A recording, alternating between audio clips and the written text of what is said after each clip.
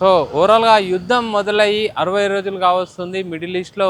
ముఖ్యంగా అంటే యుద్ధానికి రోజు రోజు తీవ్రతరం అవుతుంది కానీ ఎట్టి పరిస్థితుల్లో తగ్గే ఉద్దేశం అయితే ప్రజెంట్ అయితే కనిపించట్లేదు.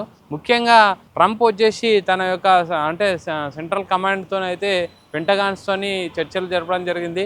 ఇరాన్పై ఏ విధంగా దాడులు చేయాలి, ఇరాన్ను ఏ విధంగా మొత్తానికి కంట్రోల్లో తీసుకోవాలి, స్టేట్ ఆఫ్ హార్మోజ్ని ఏ విధంగా కైవసం చేసుకోవాలి అనేసి, అంటే తన దగ్గర ఉన్న ఆయుధాలను మిసైళ్లను అన్నిటినీ ఉపయోగించి ఇరాన్ని కైవసం చేసుకోవాలి, మౌలిక సదుపాయాలపైన దెబ్బతీయాలి, స్టేట్ ఆఫ్ హార్మోజ్ని మొత్తానికి కంట్రోల్లో తీసుకోవాలనేసి ప్లాన్లో ఉన్నాడు. ఇటు ఇరాన్ కూడా ఎట్టి పరిస్థితుల్లో తగ్గడం లేదు. మా దగ్గర మీరు ఊహించని విధంగా అయితే మా దగ్గర అయితే ప్రజెంట్ ఆయుధాలు ఉన్నాయి. నెక్స్ట్ మేము ప్రయోగించే ఆయుధం మీకు హార్ట్ అటాక్ తెప్పించే అవకాశం ఉందని చెప్పడం జరుగుతుంది. టెహరాన్పై అంటే టెహరాన్కి వచ్చే సోల్జర్స్ కానీ యుఎస్ ఆర్మీకి కానీ అసలు అమెరికాకు టెహరాన్లో ఏం పని అని ముస్తఫా కూడా తన రిటర్న్ లెటర్లో చెప్పడం జరిగింది. సో ఓవరాల్గా రోజు రోజుకైతే యుద్ధం తీవ్రత పెరుగుతుంది. అటువైపు స్ట్రేట్ ఆఫ్ హార్మోజ్ అనేది మూసుకుపోవడం వల్ల నౌకల రాకపోకలు ఆగిపోవడం, తర్వాత ముడి చమురు యొక్క సరఫరా కూడా కంప్లీట్ ఆగిపోవడం అనేది మనం చూడొచ్చు. సో ఓవరాల్గా ప్రజెంట్ అయితే ముడి చమురు కానీ ఆయిల్ సంబంధిత నెట్వర్క్, ఎనర్జీ నెట్వర్క్ అయితే మొత్తం మీద దెబ్బతినడం జరిగింది. ప్రజెంట్ నిన్న చూస్తే ముఖ్యంగా అంటే అంటే గల్ఫ్ పర్షియన్ దినోత్సవం సందర్భంగా ముస్తఫా ఒక రిటర్న్ లెటర్ అయితే రాయడం జరిగింది. దాంట్లో ముఖ్యంగా మనం దాంట్లో ఆయన రాసిన లెటర్ ప్రకారంగా చూస్తే అంటే ఇరాన్ పర్షియన్ గల్ఫ్ దినోత్సవం పురస్కరించుకొని ముస్తఫా ఖమేనీ రాతపూర్వకంగా సందేశం విడుదల చేశారు. దేశం లోపల వెలుపల ఉన్న 9 కోట్ల మంది ఇరానియన్లు నానో టెక్నాలజీ, బయోటెక్నాలజీ నుంచి అణుక్షిపణి సామర్థ్యాల వరకు ఇరాన్ గుర్తింపు ఆధారిత ఆధ్యాత్మిక, మానవ, శాస్త్రీయ, పారిశ్రామిక, సాంకేతిక సామర్థ్యాలన్నింటికీ జాతీయ ఆస్తులుగా భావిస్తున్నారు.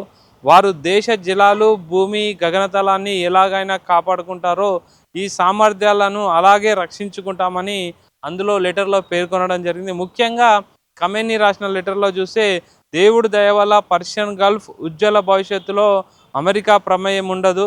హార్మోజ్ కోసం చట్టబద్ధమైన కొత్త నిబంధనలు మేము తీసుకొస్తామని చెప్తున్నారు. అవి గల్ఫ్ దేశాలకు ఆర్థికంగా లబ్ధి చేకూరుతాయి, ప్రాంతీయంగా శాంతిని నెలకొల్పుతాయి. హార్మోజ్ గల్ఫ్ చరిత్రలో సరికొత్త అధ్యాయం మొదలవుతుందని కూడా ముస్తఫా తెలిపారు. అమెరికాకు పెద్ద సైతానుగా ముస్తఫా అభివర్ణించారు ప్రజెంట్ అయితే. సో ఓవరాల్గా పర్షియన్ గల్ఫ్లో అమెరికన్లు పనేంటి అని ప్రశ్నించారు. అత్యాశ, దుర్బుద్ధితో వేల కిలోమీటర్ల దూరం నుంచి వచ్చే విదేశీయులకు పర్షియన్ గల్ఫ్లో నీటి అడుగున తప్ప మరెక్కడ స్థానం ఉండదు. పశ్చిమాసియాలో అమెరికా స్థావరాలు వాటినవే కాపాడలేకపోతున్నాయి. అలాంటప్పుడు తమపై ఆధారపడిన దేశాల భద్రతను అవి ఎలా హామీ ఇవ్వగలవని ఆయన ప్రశ్నించారు. హార్మోజ్లో శత్రువుల దురాగతాలను ఇరాన్ నిర్మూలిస్తుందని చెప్పడం జరిగింది. ఓవరాల్గా మనం లెటర్ యొక్క సారాంశాన్ని మొత్తం చూస్తే అంటే యుఎస్ సంబంధించిన పెంటగాన్ అంటే యుఎస్ సంబంధించిన ఆర్మీ వస్తే మాత్రం సముద్ర గర్భంలో వాళ్ళను ముంచేస్తాము, వాళ్ళకంటే పటిష్టంగా మేమైతే ఖచ్చితంగా ఉన్నామని చెప్తున్నారు. అండ్ వాళ్ళే కాపాడుకోలేని వాళ్ళు మమ్మల్ని ఏం కాపాడతారు, మా సంబంధించిన దేశాలను ఎలా కాపాడతారని ప్రశ్నించడం జరిగింది. సో వాళ్ళకు అటాక్ చేస్తే ఖచ్చితంగా వాళ్ళకు ధీటుగా మేము అటాక్ చేసాము. అంటే ఇరాన్ యొక్క సంస్కృతిని, ఇరాన్ యొక్క అంటే ఎన్నో ఏళ్ళ నుంచి కొనసాగుతున్న ఇరాన్ యొక్క సంస్కృతి సాంప్రదాయాలను అయితే మేము కాపాడుకుంటాము. ఇరాన్ యొక్క అస్థిరతను ఎట్టి పరిస్థితుల్లో కోల్పోనీయం అనేసి ముస్తఫా లెటర్లో మనం చూడవచ్చు. ముఖ్యంగా తర్వాత ఇరాన్కి సంబంధించిన నేవీ కమాండర్ కూడా ఒక ప్లాన్ ఆఫ్ యాక్షన్ అయితే రిలీజ్ చేయడం జరిగింది. శత్రు బలగాలపై త్వరలోనే కొత్త ఆయుధాలతో విరుచుకుపడతాం. Iran navy commander rear admiral Shahram ఇరానీని హెచ్చరించారు. తర్వాత ఆ ఆయుధం అమెరికాకు తీవ్రంగా భయపెడుతుందని, దానికి గుండెపోటు కూడా తెప్పిస్తుందని వ్యాఖ్యానించారు. అమెరికా బలగాలు దిగ్బంధం కొనసాగిస్తున్నప్పటికీ తమ నౌకలు కొన్ని రాకపోకలు సాగిస్తూనే ఉన్నాయని పేర్కొన్నారు. యుద్ధంలో ప్రాణాలు కోల్పోయిన తమ ప్రజల కోసం చివరి రక్తబొట్టు వరకు పోరాడి ప్రతీకారం తీర్చుకుంటామని, తమ లక్ష్యాలను పూర్తిగా అందుకునేందుకు ఇరాన్పై త్వరలోనే మళ్ళీ దాడులు చేసే అవకాశం ఉందని ఇజ్రాయెల్ రక్షణ మంత్రి ఖర్చు కూడా చెప్పడం పేర్కొన్నారు. అమెరికా బలగాల దిగ్బంధనంతో సతమతమవుతున్న ఇరాన్ సహాయపడేలా ఆ దేశానికి తమ 6 అత్యవసర భూమార్గాలను పాకిస్తాన్ తెరిచింది. ఇరాన్కు సరకు రవాణా కొనసాగేలా ఈ చర్య దోహదపడుతుందనేసి అమెరికా అంటే ఇరాన్ నేవీ కమాండర్ అయితే చెప్పడం జరిగింది. ఓవరాల్గా నేవీ కమాండర్ చెప్పేది ఏంటంటే, వాళ్ళకు గుండెపోటు తెచ్చే విధంగా అయితే మా అటాక్స్ ఈసారి ఉంటాయి, ఖచ్చితంగా మేము యుఎస్ కమాండర్స్ని అయితే ఎదుర్కొంటామని చెప్తున్నారు. అటు ఇజ్రాయెల్ కూడా మా పైన అటాక్ చేయడానికి రెడీగా ఉంది, దానికి కూడా మేము సిద్ధమని చెప్తున్నారు. సో ఓవరాల్గా మనం ఒక విషయాన్ని అబ్జర్వ్ చేస్తే, ప్రజెంట్ అంటే ఒక చిన్న దేశం ఇరాన్ లాంటి ఒక చిన్న దేశం అటు ఇజ్రాయెల్ని కానీ అటు అమెరికాను కానీ ఏ విధంగా ఎదుర్కొంటుందని మనం అబ్జర్వ్ చేయొచ్చు. ముఖ్యంగా గుండె ధైర్యంగా వాళ్ళు వెళ్ళిపోవడం జరిగింది. ఎట్టి పరిస్థితుల్లో ఇరాన్ యొక్క అస్తిత్వాన్ని నిలబెడతామనేసి ముస్తాబా చెప్పడం అనేది ఇరాన్ ప్రజల్లో ఒక గుండె స్థైర్యాన్ని నింపడం అనేది చెప్పొచ్చు. తర్వాత నిన్న రష్యాకు చెందిన ప్రధాని కూడా అంటే ఇరాన్పై దాడులను అంటే పుతిన్ వచ్చేసి ఇరాన్పై దాడులను పునఃప్రారంభిస్తే పర్యవసానాలు తీవ్రంగా ఉంటాయని ట్రంప్ను రష్యా అధ్యక్షుడు పుతిన్ హెచ్చరించారు. ఆ దేశంపై భూతం దాడులు ఏమాత్రమైనా అంటే ఆమోదయోగ్యం కాదని, తర్వాత ట్రంప్తో బుధవారం జరిగిన ఫోన్ సంభాషణలో ఈ వ్యాఖ్యలు చేశారు. పుతిన్ సలహాదారు యూరి విలేకరులతో మాట్లాడుతూ ఈ మేరకు వివరాలు వెల్లడించారు. ఇరాన్ వద్ద ఉన్న యురేనియం నిల్వలు విషయంలో సహాయం చేసేందుకు పుతిన్ ముందుకొచ్చారని ట్రంప్ తెలిపారు. అయితే దానికంటే ముందు యుక్రెయిన్తో యుద్ధం ముగింపు కృషి చేయాలని ఆయనను తాను సూచించినట్లయితే ప్రధాని చెప్పడం జరిగింది. అటు రష్యా ప్రధానమంత్రి పుతిన్ కూడా ఎట్టి పరిస్థితుల్లోనూ ఇరాన్ అంటే అమెరికా ఇరాన్పై చేసే దాడులను అయితే ఎట్టి పరిస్థితులను సమర్థించము, అంతర్జాతీయంగా కూడా మీకు ఎదురీత వస్తుందనేసి దానికి తట్టుకోవాలనేసి రష్యా అధ్యక్షుడు పుతిన్ కూడా ఇరాన్కి సపోర్ట్గా మాట్లాడడం జరిగింది.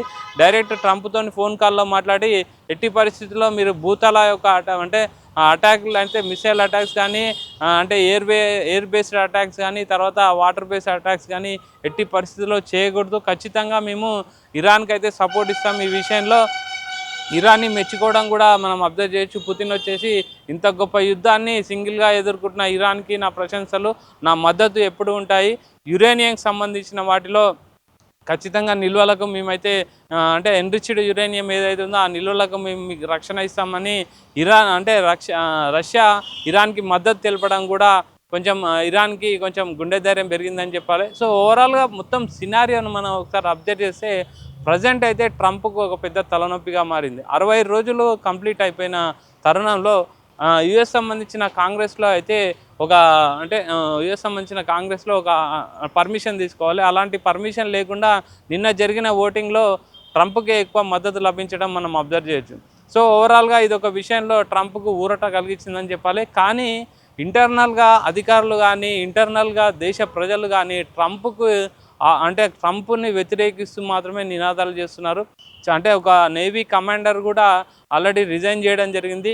అంటే నీ యొక్క ఈగో కోసం మా దేశ ప్రజల అండ్ దేశానికి చెందిన సోల్జర్స్ని ప్రాణాలు అర్పించడం నాకు ఇష్టం లేదనేసి అంటే నీదొక మొండి వైఖరి అండ్ ఈగోయిస్ట్ అని చెప్పేసి ఆయన లెటర్ అంటే పోస్ట్ చేయడం జరిగింది, రిజైన్ చేయడం జరిగింది.